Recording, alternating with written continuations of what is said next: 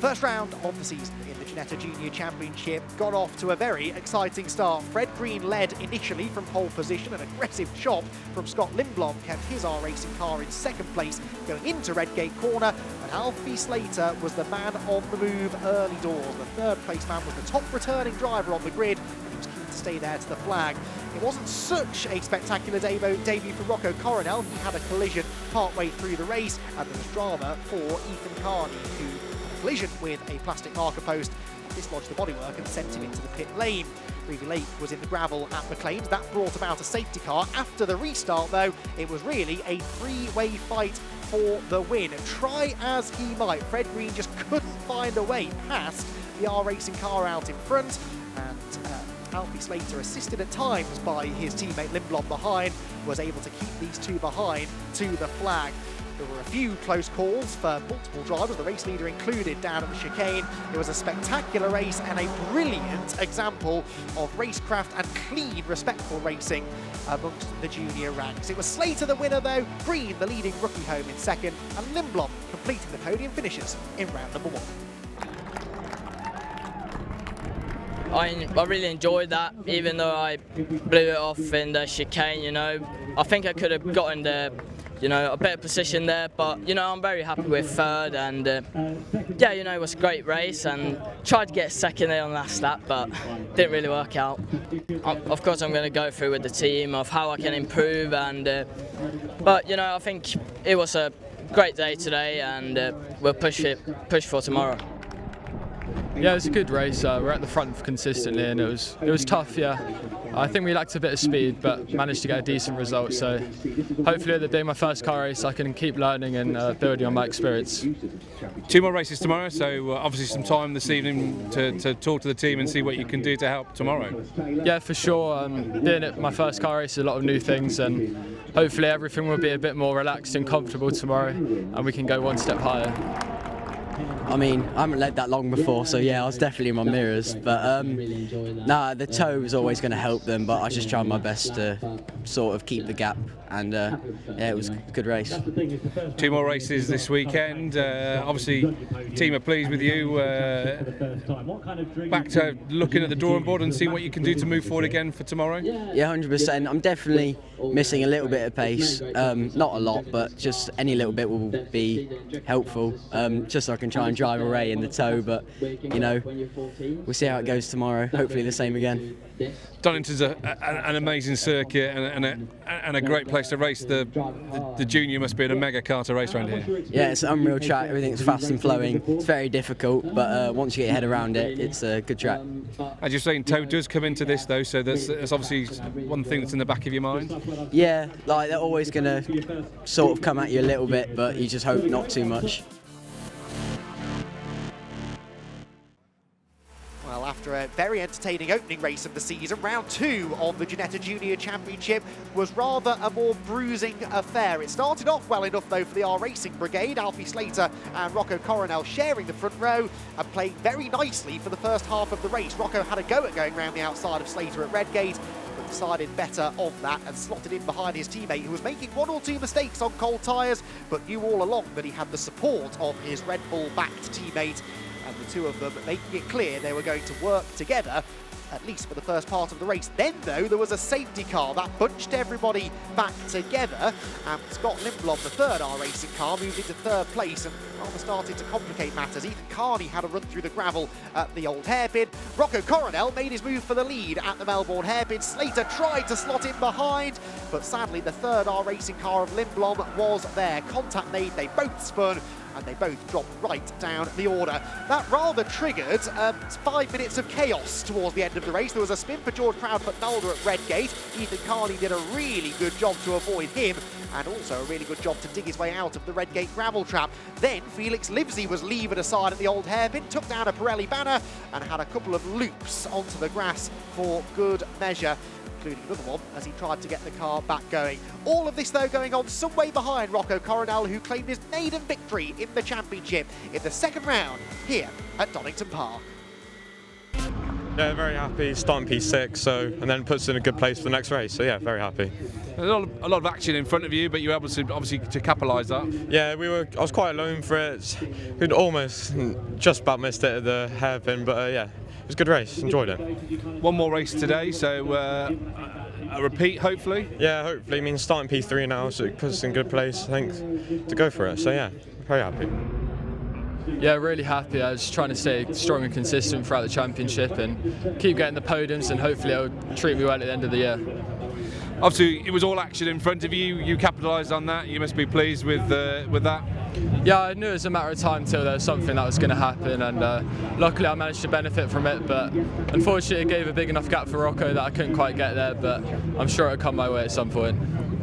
One more race. Obviously, a good grid position for you in the next race. Yeah, I think I'm starting second. Is it? Yeah. Yeah, we'll see what we can do from there. But just another podium I'll be happy with. Keep consistent.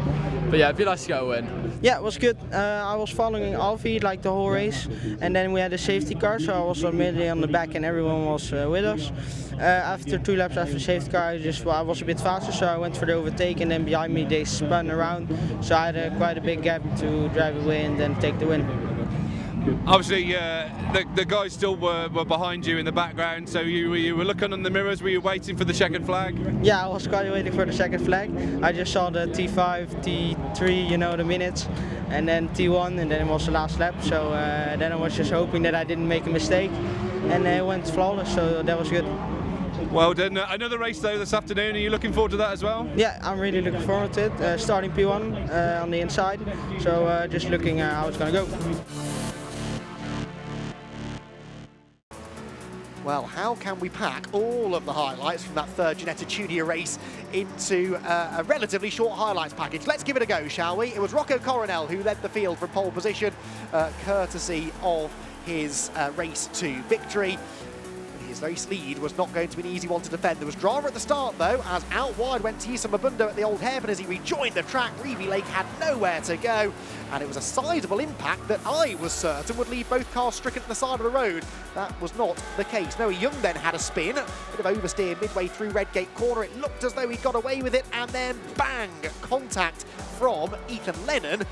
Put that car into the pit lane with damage. Then there was a spin down at the chicane, which brought about a safety car. That was Katrina E. After the safety car restart, Rocco Coronel scorched off into the distance. It was a brilliant restart from the race 2 winner, leaving Torrin Byrne to defend behind. His teammate Scott Lindblom, meanwhile, got tangled up with Felix Livesey and George Proudfoot Nalder, and they've all dropped to the back of the field. On the final lap, Max Cuthbert tried to make it an R-Racing 1-2-3, getting to the inside of Torrin Byrne at the Melbourne hairpin, but opening the door to Freddie Lloyd. Max would, though, get back ahead of Freddie as they went through the final corner. It got very physical, but Cuthbert was able to break through and complete an all-R-Racing podium with his teammates Alfie, Slater, and double race winner here at Donington Park, Rocco Coronel, finishing ahead after an entertaining season-opening weekend.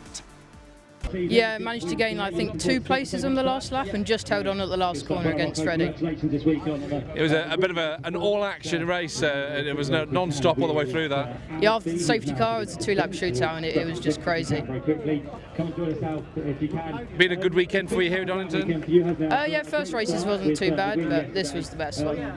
Yeah, it was crazy. I had a good first lap. It sort of spread out after that, but tried my best to close in. Got a little bit lucky with a safety car, and then after that I felt like I had good pace and I could have got there if there's one more lap, but you know there wasn't, so yeah, it was a good race.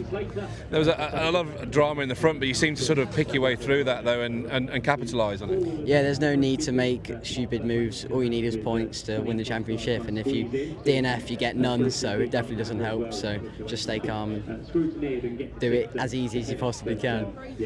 Move from Donington now to Silverstone next. Are you looking forward to that? Yeah, definitely. Great track. It's probably the most well-known track in the UK, and hopefully I win all 3 races. Yeah, really good start for my season. It's my first season, so that's good. Yeah, but for a race it was a flawless race. The start was good. I had a big of a gap already, and then I was just on the back. Then there was some overtaking behind me, and then I had a gap, and then it was all the same until the safety car. And when the safety car was, we had 2 laps, and then I was just waiting for the right moment, and then I was gone. But my teammate Alfie did a really great job because he came all the way from P9 and he was almost on my bumper. So yeah, that's good. It was a bit of a manic race. A lot of action going on behind you. Could you see any of it in your mirrors? Yeah, just a bit where the guys are, but not just what's happening. Just got your head down and cracked on. Yeah, exactly. Mike, 2025, a brand new season, another bumper season for Ginetta. It's looking exciting. It is, you know, we're here at Donington, sun shining, got all Ginetta Motorsport in full show, and it's our 20th year of British Championships run by Lawrence Tomlinson, and we've gone from strength to strength, and you know, we are the stalwarts of British motor racing. We've got the biggest support grids here, our largest ever grids ever, and yeah, you know, everything is perfect. It is. The factory's working so hard to keep everybody on track, whether it's part production, servicing, rules, regulations, hospitality. You know, we're really putting a show on, and your customers are seeing that and wanting to come motor racing with us, which is really special. We've been very upfront and honest with our main things we wanted to achieve. First thing is reducing cost. Everybody's parts are reduced. Nobody's doing that in this climate. We've made some upgrades to the cars for reliability and maintainability to help the teams, and support. You know, whether it's social media, technical, commercial. You know, we're there for the clients, and we're going from strength to strength. And so the Junior Series has been special for many years, and we knew the grid was going to be really good this year, so we took the opportunity to do an Evo package. So the cars look a little bit different, just mainly the front and rear end. But the main reason for doing this, we actually never produced a junior car since 2018, but because demand's high, we've had to put them back into production. So a little facelift just to sharpen it up, and it looks like the bigger brother, the 56. And Juniors is so strong. It's our biggest grid. There's 28. There's 6 more people coming later in the year. We can only take 32, so we'll have a reserve list. But you know, F1's watching. We've got the Red Bull liveried cars of our racing. We've got our champion from last year, Ethan Jeff Hall, just been picked up by Mercedes. So everybody is looking at now at Ginetta at 14 years old, who's coming through, and you know that really does help sell it. It does, and it's special for me. I've stood here in front of you many times saying how special the racing is and how good the cars are, but the rest of the motor racing world is starting to look at that. It truly has been a launch pad over the years. I mean, names such as Lando Norris and obviously a previous champion contender, Alicia Palmowski, was out in China a few weeks ago, winning in her first event. No, that's right. And this morning, Ella Lloyd, she started G40 Junior and GT5. She was fastest this morning in the academy. 2 drivers in F1, Norris. We've got Isaac Hadjar as well. He came from Ginetta. Louis Foster in IndyCar NXT. And then a plethora of drivers signed up to McLaren, Porsche on the Le Mans grid. You know, that is Ginetta's business. We bring people into racing. Now our job is to go to track days, to schools, karting paddocks, and get people car racing. No one's doing it but us. You know, we're filling this hopper full of drivers, teaching them to drive in the correct cars, and then they funnel through. And if we do our job right, they're customers for life. If not, we love supporting them as they move on. And our alumni from pros to AMs is unrivaled by anybody.